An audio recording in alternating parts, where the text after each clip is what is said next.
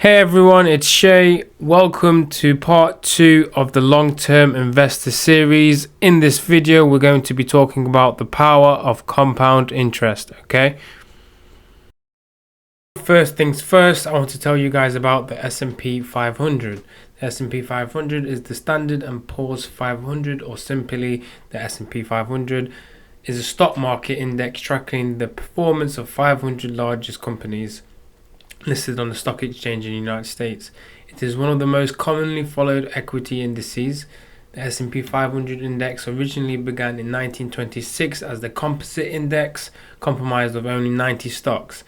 According to historical records, the average annual return since its inception in 1926 through to 2018 is approximately 10 to 11%. However, the annual return since adopting 500 stocks into the index in 1957 through 2018 is roughly 8%.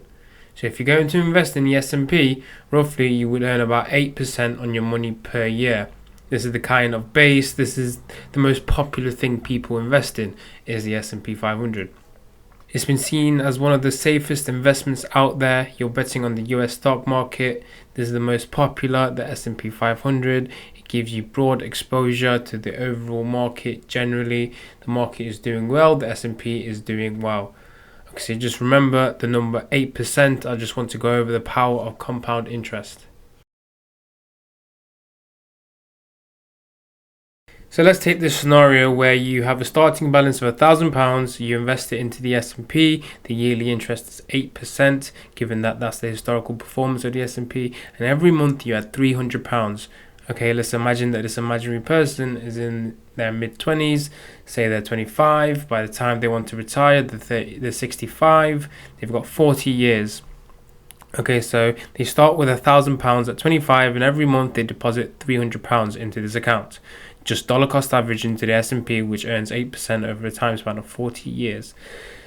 The end balance of this account would be £1,079,692.10. Okay, just from investing £300 a month over a course of 40 years, £300 a month is very doable for most people. The average UK salary at the moment is, I think, around 30k. So it's very doable for somebody to invest £300 a month into this vehicle, which over time is going to grow. Remember, this is just earning 8% interest a year. Now let's look at another scenario. So if he was going to start with the same balance of £1,000, yearly interest is just 8%. Monthly deposits were now up to £500. Time span 40 years again, so by the time you retire in your mid-60s, you have £1,783,137.55. Okay, this is showing you the power of compound interest. These numbers are fairly small, £1,000 and then £500 a month, but then the end balance, because of the gains are compounding, only at 8% a year as well. Remember, the gains are compounding, and then it becomes a figure of 1.7 million. Obviously, there's things we need to consider, like some people would say inflation. There's obviously things like that we need to factor in, but it's still a large amount of money, £1.7 million.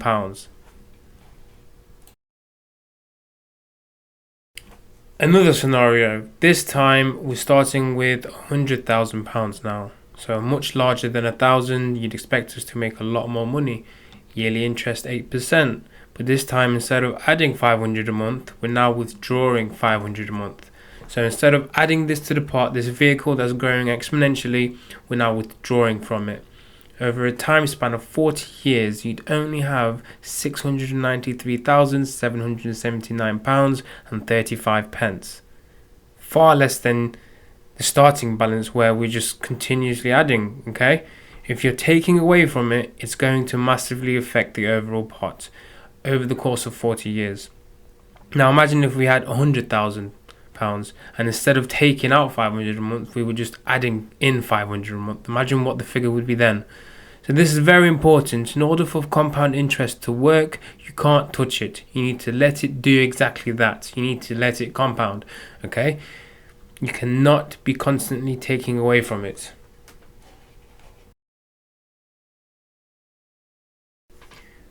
Another investment vehicle is the Nasdaq 100. Nasdaq 100 is a stock market index made up of 102 equity securities. Equity securities is just stocks and shares for those that are wondering. Issued by 100 of the largest non-financial companies listed on the Nasdaq stock market. It is a modified capitalization weight index. The average annual return since 1971 through 2020 is roughly 10.9%. Now if we look at if we had invested in the Nasdaq, how would this look? Starting balance of £1,000, yearly interest 10.9%, monthly deposits of £300, time span of 40 years. The end balance is now £2.6 million, just for making an extra 2.9% a year.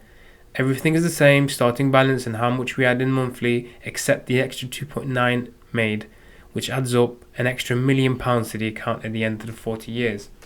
So what if we added £500 a month? Starting balance of £1,000, yearly interest of 10.9%, monthly deposits of £500, time 40 years, £4.3 million. How many of you guys would like to retire with 4.3 million, earning yearly interest of just over 430 grand every year, right? And it's not very hard to do. Start with £1,000, add 500 a month. You know, if you guys really cut down your bills, it'd probably be very doable for most of you. 4.3 million end balance by just investing in the Nasdaq. And again, I just really want to reiterate the power of not touching the gains, not touching the pot, because as you can see, this is the actual calculator of the last scenario we just did. And you can see every year the deposits on the left hand side is £6,000 plus our initial £1,000 investment. Then you can see the yearly interest that we earn, and then you can see the total deposits and the total interest compounded. So for year 1, year 2, year 3, year 4, year 1 to 10, there's nothing really to write home about, but we have £100,000. It's pretty good. When you get to year 38, 39 and year 40, you can see that we're still depositing the £6,000, but now the interest in year 37 is £318,000. Year 38, 356,000. Year 39, 398,000. Year 40, £444,000. Okay? Then you can see the total interest, just how quickly it compounds as you can get to the latter stages. So if you leave it to compound, it's going to just keep growing exponentially. Look at year 30, we're only earning 145,000 in interest. By year 40, just 10 years later, we're earning 3 times that, 444,000. So this is the power of compound interest. You really need it to let it do that. You need to let it compound. The only way this is going to work is if you let it work. If you take a very long-term approach and let it compound, okay, this pot that you're going to start building, you cannot touch it. This is a long-term pot, okay? You need to let compound interest do its thing. So that's it for this video. Now we're going to be getting into the nitty-gritty, but first I wanted to make sure that you understood how to manage your money, and then the power of compound interest, the power of having a plan, having a vehicle that is growing exponentially and you're just constantly adding to it, and what that can actually look like by the time you retire. You could quite easily be a multimillionaire. So like I say, this is it for this video, and I'll see you in the next one. Take care.